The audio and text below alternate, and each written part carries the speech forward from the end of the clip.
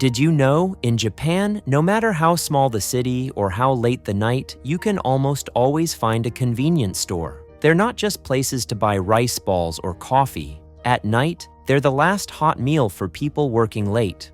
In the morning, they're often the first place where someone living alone hears a human voice. This is one of more than 58,000 convenience stores across Japan. On average, there is one store for every 2,000 people. At this level of density, convenience stores become a basic part of daily life, like lights that never go out in the city. But what may surprise you is this.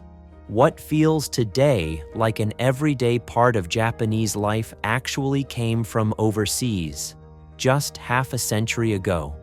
The story begins in 1927 in Texas, USA. The first 7-Eleven was not a modern convenience store. It was simply a small shop selling ice. In 1974, the idea crossed the ocean and arrived in Tokyo. At the time, almost no one believed it would work. In the United States, people drove to large supermarkets and bought groceries for an entire week. But in Japan, homes were small, and storage space was limited. Large packages made little sense. The American model didn't fit Japanese life. In its first year, the business nearly failed. That's when Japan did what it often does best. It adapted.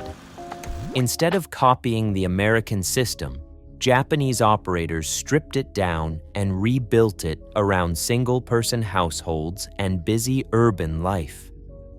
The convenience store stopped being a smaller version of a supermarket and became something else entirely. A local, flexible extension of the city itself. At a single intersection, you may find 2 or even 3 convenience stores facing each other. At first glance, this looks like self-destruction. Why compete with yourself? But this density is intentional. By placing stores extremely close together, delivery routes become much shorter. Trucks don't need to cross the city. They move like local couriers, dropping off small shipments multiple times a day. This reduces costs, keeps food fresh, and allows stores to restock constantly. In many locations, meals are delivered 3 times a day. Freshness is not a bonus.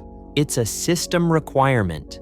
Japan is one of the world's most single-person societies. More people live alone, more people eat alone, and more daily decisions are made for just one person. Convenience stores noticed this early. They weren't looking at trends or headlines. They were watching what people actually bought. Instead of large family-sized packages, stores began selling half portions, single bananas, and meals designed for one.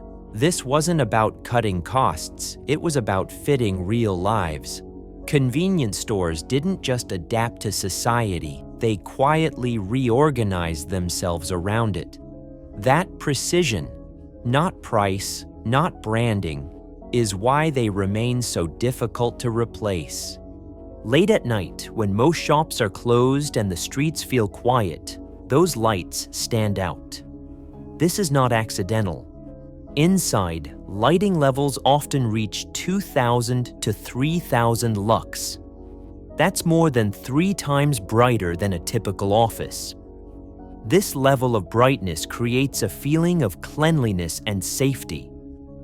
At night, when people are more alert to danger, that light sends a clear signal: this is a safe place.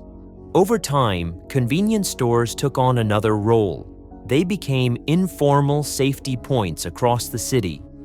Open 24 hours, covered by cameras and located everywhere.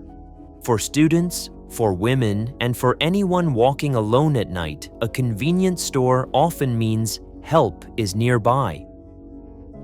In 2005, the Japanese government officially recognized this role, integrating convenience stores into youth and women's safety programs. They were no longer just shops. They became part of the city's social infrastructure.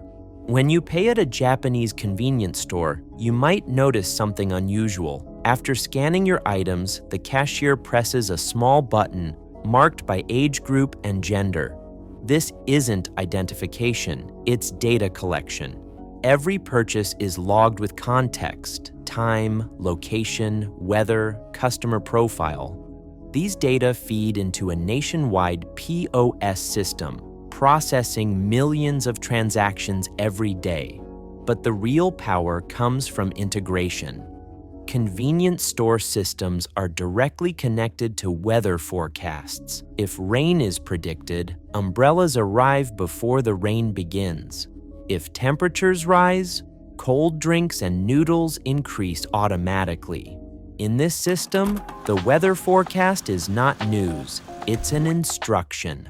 You can pay bills, send packages, print official documents, and buy event tickets. In some locations, you can even access government services. In many ways, convenience stores function like decentralized city counters spread across the country. This level of convenience comes with a side effect. Communities have become dependent. Studies have shown that when convenience stores temporarily close, local efficiency drops sharply. The system is so embedded that removing it creates friction everywhere.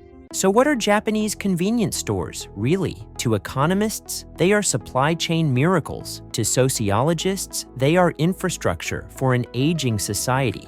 But to ordinary people, they are something simpler. They are the place that's still open, the place with light, the place where someone says welcome and thank you. In a world that feels increasingly isolated, convenience stores don't solve loneliness. They don't ask questions, they simply stay open. From a small ice shop in Texas to the glowing corners of Japanese cities, the evolution of convenience stores is a story about how systems adapt to human life. And perhaps that's why, no matter how late the night, the light is still on.